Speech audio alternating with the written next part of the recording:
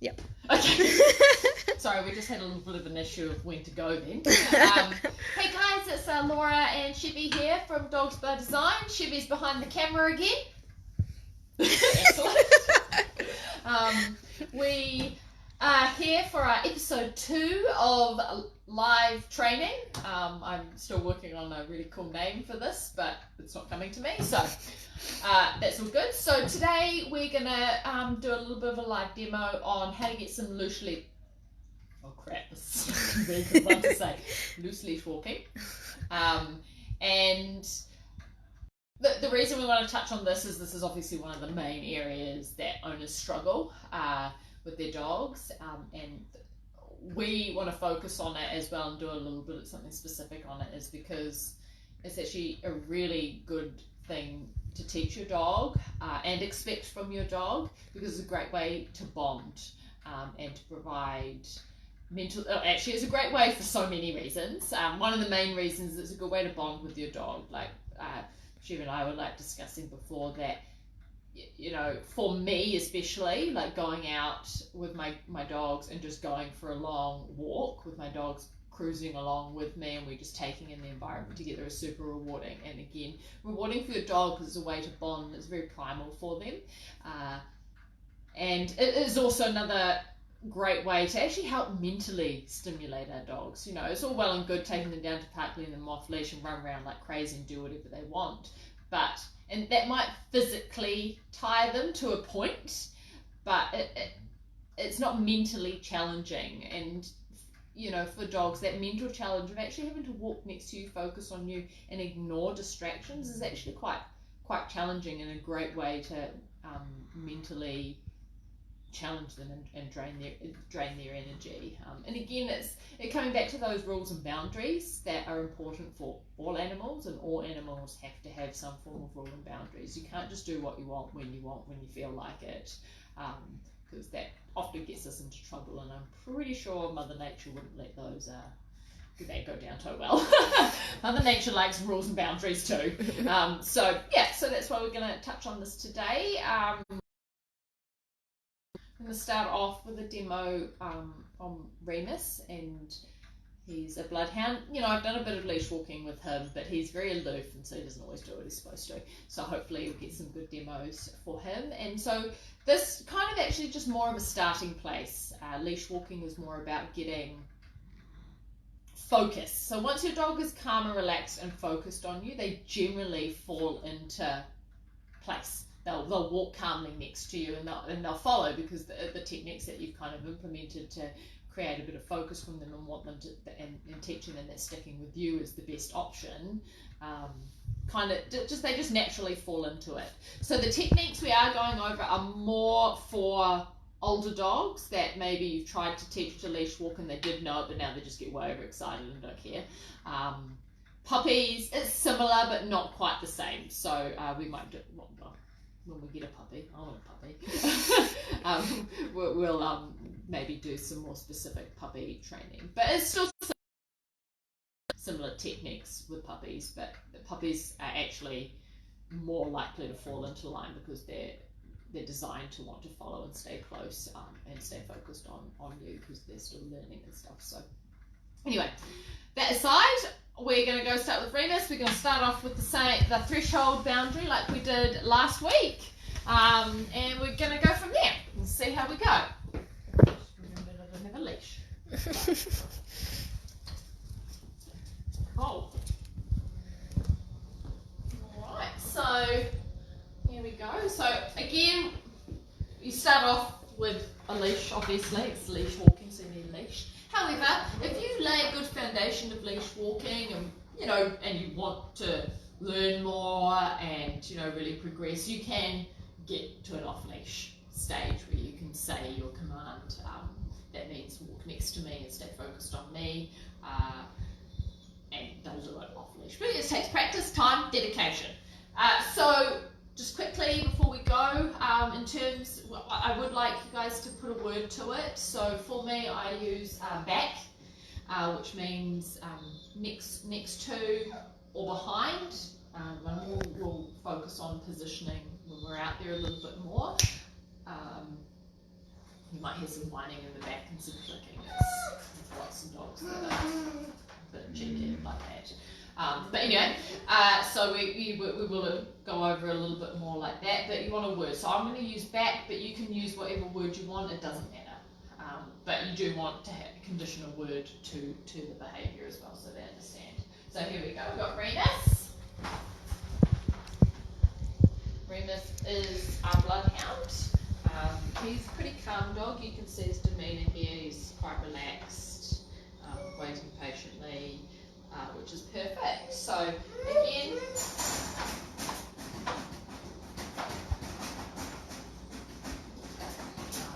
waiting patiently. Again, I don't mind so much that he stands up, but as long as he doesn't move forward. So now that he tried to move forward that first time, I'm actually going to wait for him to sit.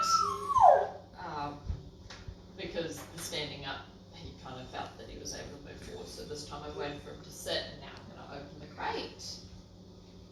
Alright, now again, nice, calm, relaxed body language, super important, guys. Your own energy, your own attitude, your own body language is super important. I'm nice and confident, the shoulders back, relaxed. And you saw when I gave him a negative marker. Hold on a second, sorry guys, I've got my old dog coming in. Jasper, get out.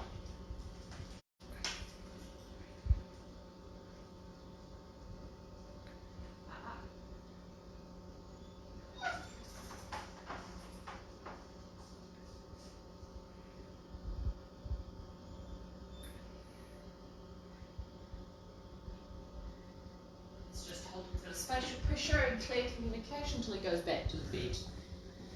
Right, back to Remus. Alright, so again, in the crate, up. So I'm going to wait for him to sit again, and then open it. Right, so I haven't actually done a lot of practice with his thresholds. Sometimes we get a bit lazy, and you know, it's normal. Don't ever worry that if you do feel like you can't be bothered. Don't feel bad, you know, we all have those moments, but just make sure you do recognise that and actually do try and be like, okay, no, I should do this. You know, but the first step to addressing things is noticing, noticing your feelings. So again, so Remus, you can see he's way too excited. And he doesn't actually want the leash on because it means that he then has to follow me and stay with me, and Remus likes to do what he wants. So you can see every time I go to like put it forward, like stands up and it rocks him up, which is fine. So like if you had a dog that does this, you can do a little bit of like counter conditioning with this, getting some food out, holding the food, getting them to put their head through, and when the head goes through or partially towards you, make it with the ears and give some food. But I'm not going to do that now. I know he's not putting his head through because he's a bit unsure. He's just being a bit of a cheeseburger. So I'm going to put it through. But at a later date, maybe I would do a bit more of that, just because we do want them to be a bit more comfortable around it. But that's not what the point of this video is today. Cool, so again, just a reminder that just because the leash is on doesn't mean you can step out of the threshold. I'm just going to hold a bit of spatial pressure here until he relaxes a little bit. So he doesn't look like he's super active, you know, he's not actively, you know, bouncing around or anything, but he's kind of looking everywhere, and that kind of blank face with the waggy tail for him specifically is, I'm just going to stand here and hopefully that you'll go away eventually. So I'm just going to again wait for that.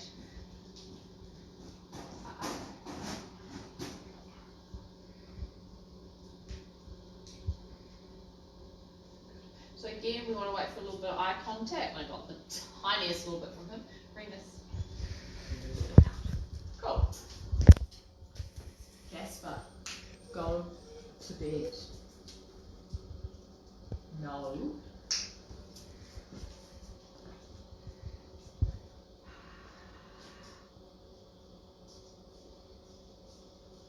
Alright, cool. I'm gonna head outside. Alright, so we're gonna do the same crash. Enough.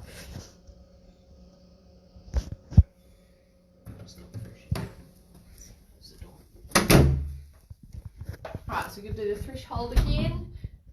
So you can see again, this is what I mean by dog that's like pushing at the doorway a little bit too much. And you want to make sure your dog gives a little bit more space before you go out. So I'm just going to use my body language. You can say like get out or back, or whatever word you might use means you want to back up. But again, for owners, it's really actually important just to practice using your body language. Dogs communicate via body language predominantly. So, you know, why can't we learn to do a similar thing to clearly communicate with them? So, open the door up. No. All right, so that's a good example of a dog that took the opportunity to go out when I opened the door fully. Now that is partly my fault because I didn't actually use my body language. I partly set him up to do it because his body wasn't fully relaxed. I was getting the idea that he probably was going to bolt out, but you know, it's still a good example of how to deal with it if your dog does do it, because many of you who are practicing, your dog will do that. And so that's why we have the lead on, because you saw me able to use the lead. He got out. As soon as he went to move forward out of the door, I gave my negative marker, and then I actually used the leash to give a little bit of correction. And then you saw he stopped, and then he turned around and I guided him back in, and we're going to repeat the exercise. So it's like, just because he got out doesn't mean you go give up and go, oh, okay, whatever. It's no, bring you back in. We're going to repeat it until he does the behaviour that he's supposed to. So again, done it a little bit more obvious, given him more room to take opportunity. So, putting more higher expectation on him. But you can see this time he has decided that I should not do that. Good. So he's given me a little bit of eye contact there. Remus, so now we invite him out.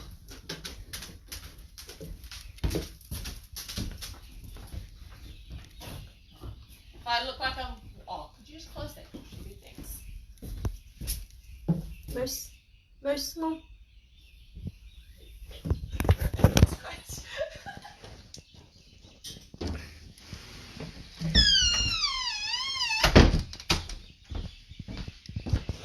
Alright, cool. So if I walk a little bit weird, that's because this is just a tiny bit slippery. There's a little mud over it, but fingers crossed I don't entertain you all by falling on my face. So for those of you that are, so say for a dog that's really not got any leash manners at all, and pretty much as soon as you put a leash on, it starts pulling you everywhere. So actually for those guys, your first step is to not even walk. Your first step for that is actually just to get your dog to learn that pulling on the leash is a no-no. Okay, that's not an appropriate choice.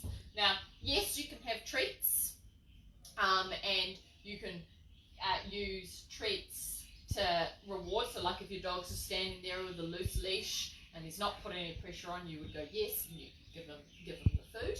However, some dogs are just all over the place and the energy levels are too high, and even if they go that way and then they might come that way, and you mark it with a yes as soon as the leash pressure was taken off.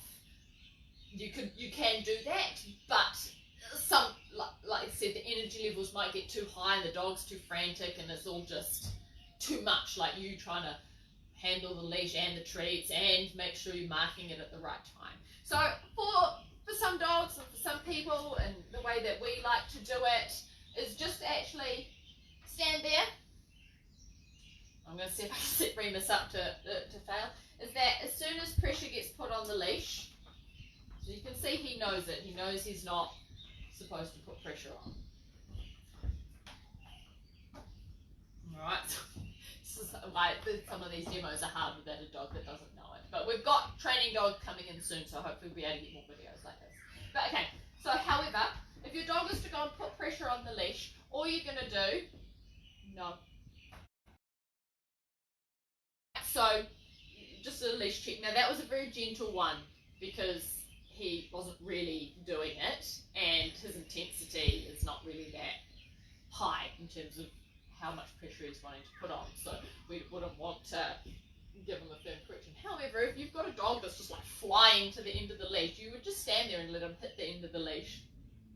And that would be a consequence or a correction for being rude and just pulling you. Like again, like if a child just came and pushed you out the way, you're not gonna accept that behaviour. So it's like being a little bit more respectful. Because most people's dogs in this situation have been taught to be on the leash. You've put in some positive training to teach them what it's about, and you're trying to teach them to walk nicely, but they're now just going, I'm just gonna do whatever.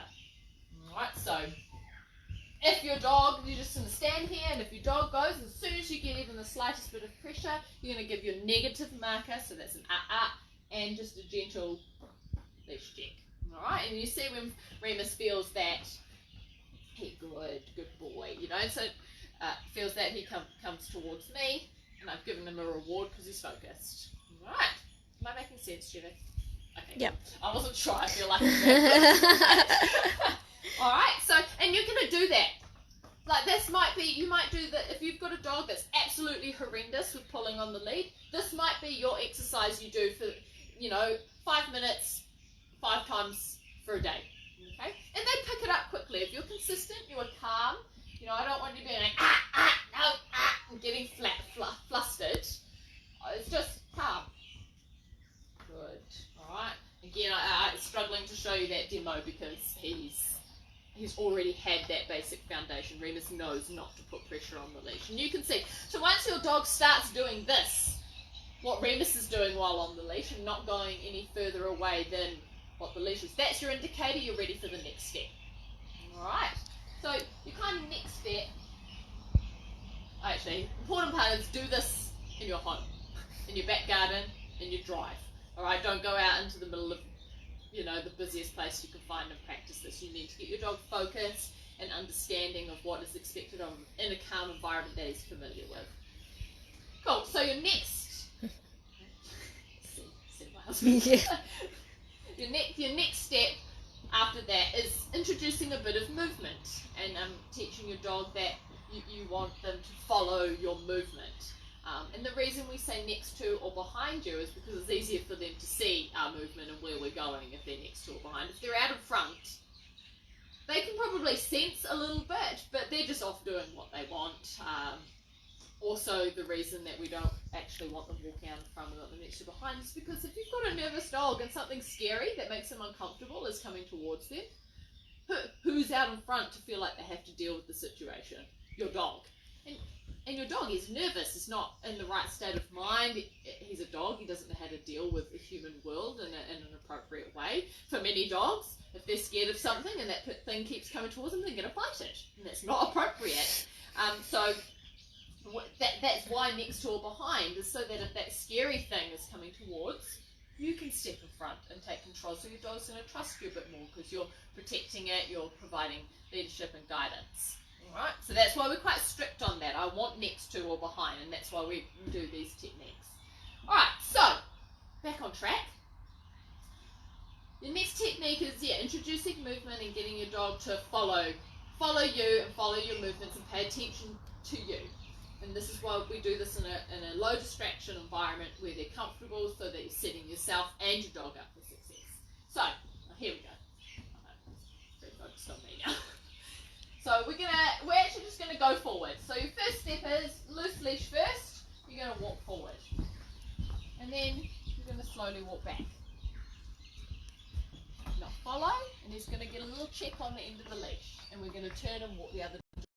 Okay. So we're gonna go again. So you're gonna slowly walk forward.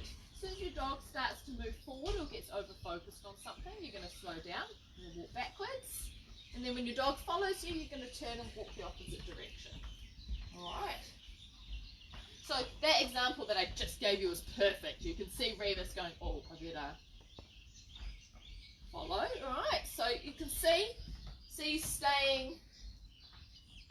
Alright, that's a little check there because he didn't turn tighter quick enough for my liking. Alright. And you see him self-correct, he meant to go forward and then he came backwards because he now knows that if he doesn't focus on me, there is a bit of a consequence for that, and that's the leash check. However, I don't have any food on me, that's a bit bad, I should have got some food in my pocket. However, you know, when I do this and I walk backwards, he does it good boy. You give your verbal praise, so if your dog does the behaviour good that you want, then you're going to verbally reward it. Alright, so if you look at Remus here, he's walking loosely on the leash, but you can see he's a bit slow. Too bad. But if you're finding your dog's like a bit slow and actually not, you know, just going with the motions for the sake of it, it's kind of an indicator you might want to change it up. Or if your dog's doing really well with that walk forward, walk backwards. Good boy. Alright. Good boy. Doing well with that. So Remus is doing well with this now. You can see he's getting the hang of it. And I'm able to turn a lot quicker. So from that we kind of move on to a more of a turn without the walk backwards first. So you got the walk backwards and then go. The reason we walk backwards is so we can see when they turn. But now we've got that. Good boy. Oh. Alright, then our next one. Our next option for this is that instead of turning away, walking back to them, turning away from them, getting them to follow, we're actually going to walk into their space again. So for those dogs that kind of like when you walk backwards, they're still over focused, but they quickly turn. They're kind of picking up on this technique. Your other options, you're actually going to walk forward, slow down, and then turn into. Alright, because you can see he wasn't focused enough on me, so he got walked into. And this is what we call using spatial pressure, okay, to teach dogs to be respectful of our space. So this turning into technique does two birds with one stone. Alright, it's teaching him to stay in that nice relaxed position back there, but also teaching him to be respectful in space. And then if I turn and I'm going to walk this direction, you need to get out of my way. And so that again is quite a normal dog behaviour. Like your more confident members of the pack will just walk straight through other dogs. And if those dogs don't get out of the way, well then, depending on the dog, they might get a little bit of a growl, or the other dog just barge right through and not even care. Remus is one of those dogs. He's very disrespectful of things. Barges right through. Right?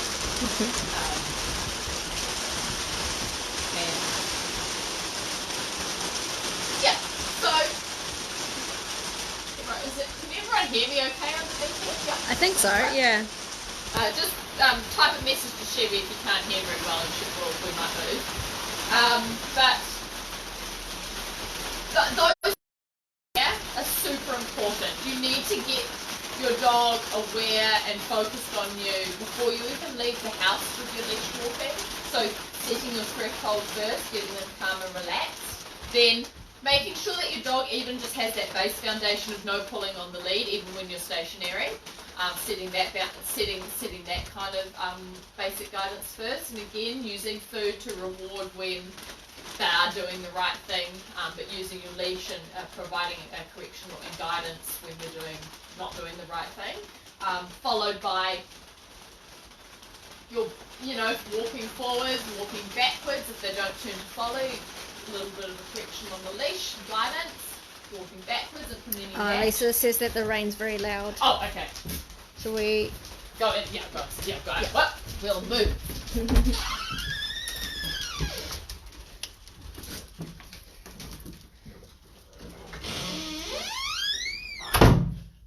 I'll just stand here. Yeah. Can't really do much demo. So yeah.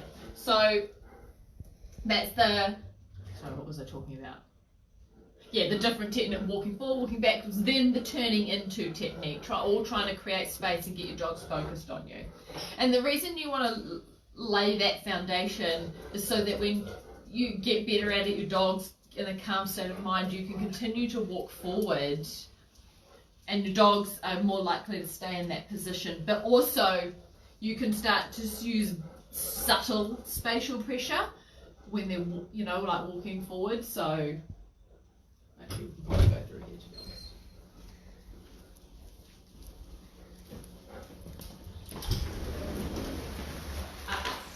So there's a nice little technique there. Oh, take the light on that. He was going to go forward, and then I was like, oh, you're a bit too distracted, so I walked backwards, and he got that little check because he was more interested in going out there as opposed to paying attention to me. But the point of this is so that you're not going to be doing this all the time. Your next one is you would walk forward, and as you start to see your dog's attitude or energy change, or they perk up, or they get a little bit distracted, all you're going to have to do is just give a negative marker and a bit of spatial pressure to indicate you need to back off. And it all just progresses from that. So you go, do this,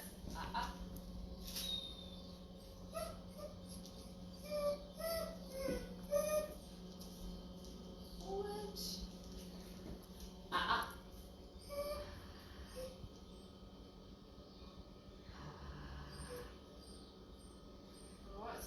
another approach here of taking a growl. Told me he's not allowed to sniff that, it's not his business. At the moment we should be focusing on what I am doing. Alright, cool. Then we would walk in. And so again, once you get your dog into a calmer state of mind, they're more likely to follow and walk nicely on the leash.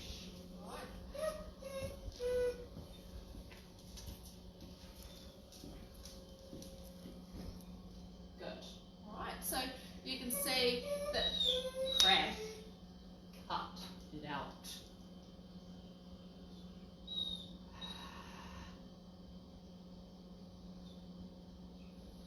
Does it stop raining yet? Yeah, I think so. Go back out there. Sorry, I've got a painted pop shepherd that gets way too overstimulated easily, so we come in here and about being consistent. If we're going to be in here, we have to address his whinging every time, which will pretty much monopolise our entire training video. So we're just going to exit this area so that we stop whinging, so we don't have to deal with it. This is what we talk about. This is why it creates another. We want people to use the set yourselves up for success. Like, we're not in a situation where we can address his whining all the time. So we have to quickly, I addressed it before, just growled, and we growled at him. But now we're just going to leave, so we don't have to keep doing it. And again, consistency. So it is hard to be consistent, and so we have to set ourselves up for success as often as possible.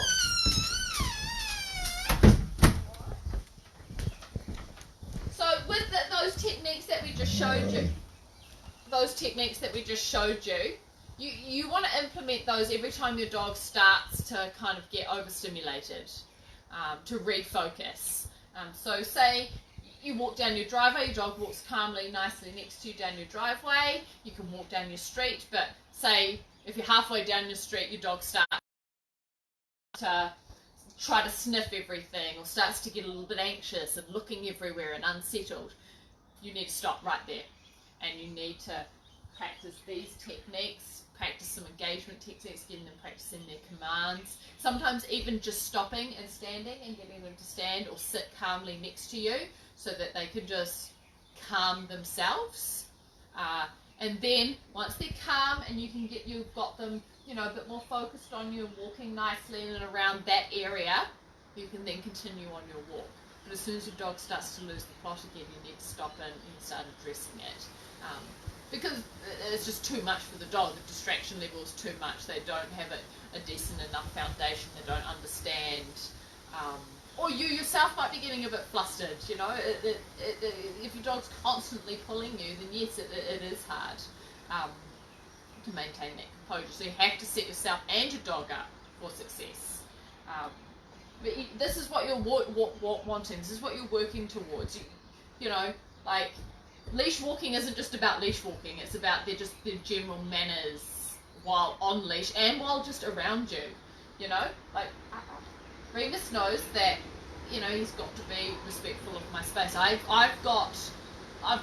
suffered a bit of chronic pain in my legs. I cannot have dogs bumping into me, pulling me, because that makes my pain worse. And so, not letting them bump into me and making them be respectful just because I'm a bully, it's actually for a significant reason, and it's just about being respectful. Like, I'm pretty sure Chevy would like me just to come in and like barge her out the way, like stand next to her, and I'd be and she was like, ugh, like, you know, it's not a thing to do, and dogs understand that as well. Dog to dog interactions, they need to be respectful of each other, and it just helps in all sorts of different areas. Chevy, is there anything else that I should add to this, or any demo? The stop, like while they're walking, if you stop, they stop. Oh yeah, cool. Great. Yeah. Thank you. Perfect. So that's the other one. So once you've done the 3 steps that I've just shown you, your next one is starting to get a little bit more, you know, while walking straight and kind of refining what position they should be in. So I might actually do it walking towards you. So to test, you want to see if you're not sure how focused your dog is, and you're like, oh, you're walking calmly and you're walking next to me, but are you actually paying attention to me? You can try this technique. So you walk forward, walk, and then you slowly come to a stop. And you see Remus focused, but I don't actually want him to stop there. He should have stopped back there. So in this situation with his positioning, I'm actually going to use my body language, because it's not so far forward that's going to be awkward. I'm actually going to use my body language. Give him a negative marker and use spatial pressure to get him to back off. And you can see how he's backed up. He knows. I've done that foundation work with him. I've taught him to be respectful of space. He knows when I turn my body like that, what that means. Alright, so we're going to redo that again. I'm going to walk away, and you can see I turn into him. Turning into them and getting them to back out of your space is a great little technique to use in a communicator. So we're going to walk forward again.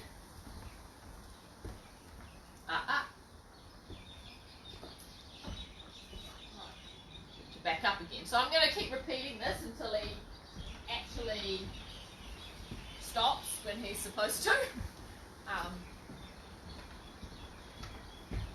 Good boy. And that's me. Reward, give him a treat or a pat. But you can see he's happy with a good boy. Again, negative mark, because I don't want him to get distracted that way. So, I just want to give some pointers that I think I might have missed out in that video, that when to give your negative markers, or positive markers if they're doing the right thing. So with your moving forward technique, so we're going to walk forward, slow down, and if they don't follow, so he's not going to do a good example, but if they follow, you give your negative marker when they don't follow, followed by a correction. Does that make sense? Mm-hmm. Is that clear? Yeah. So you go walk forward. So as soon as they go to surge forward,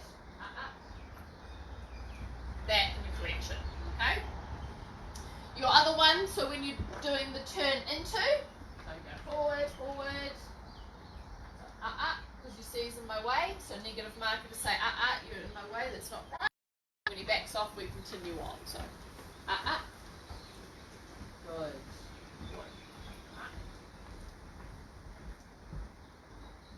Cool. Alright, and so the same with walking forward.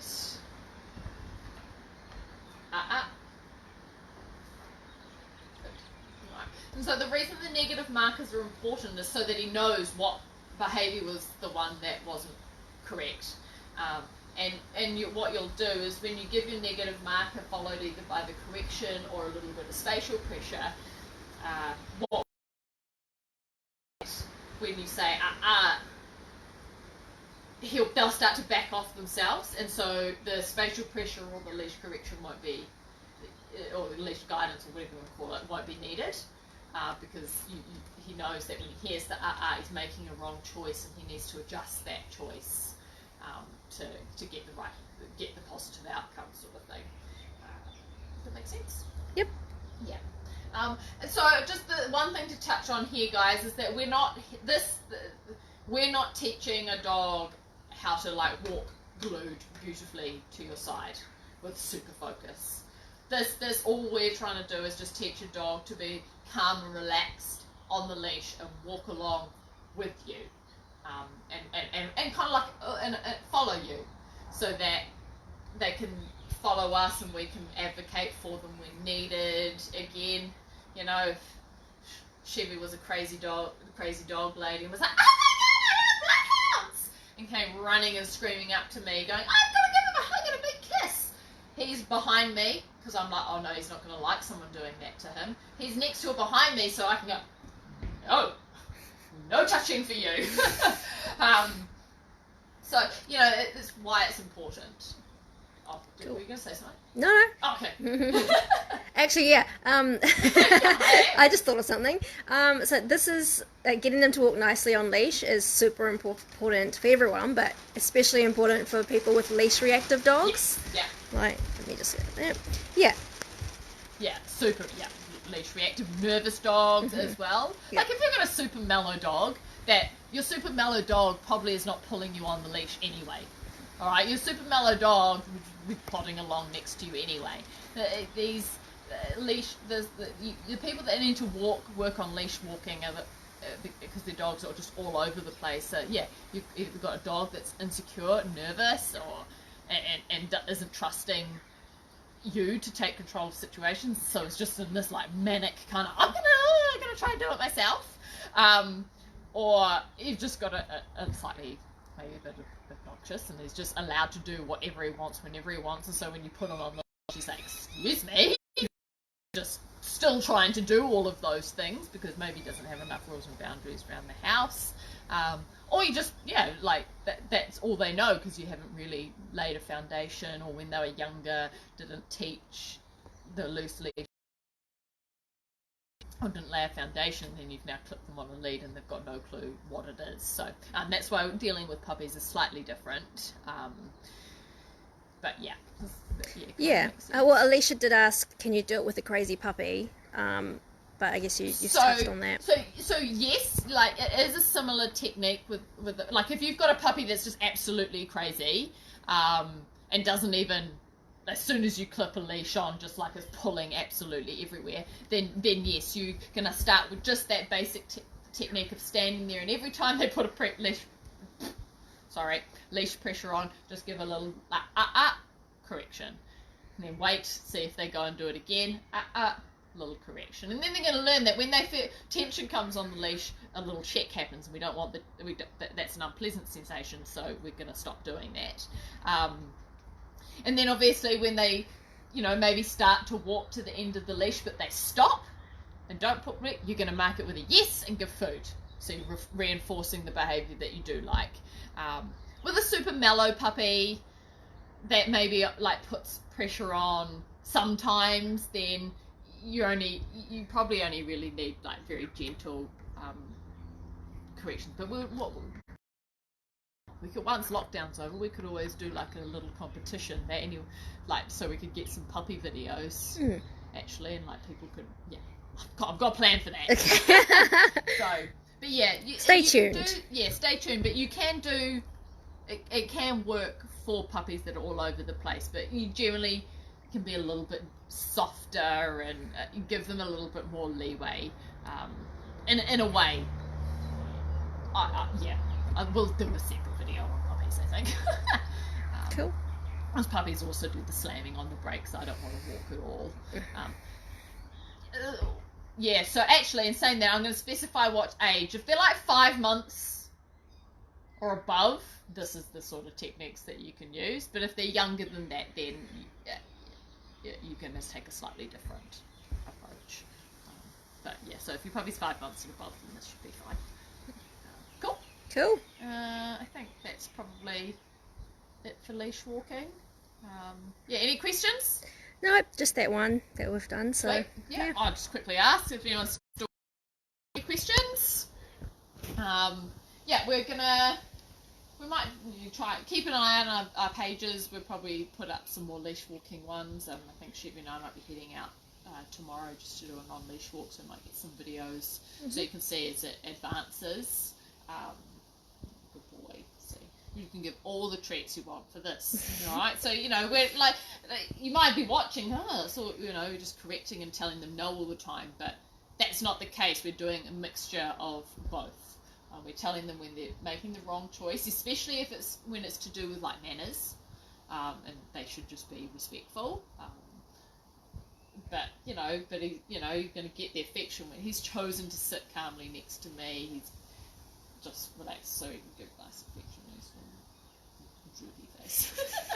Sweet, cool. Alrighty, guys. Well, hope you all have a good evening, and we will catch you next time. bye. Bye.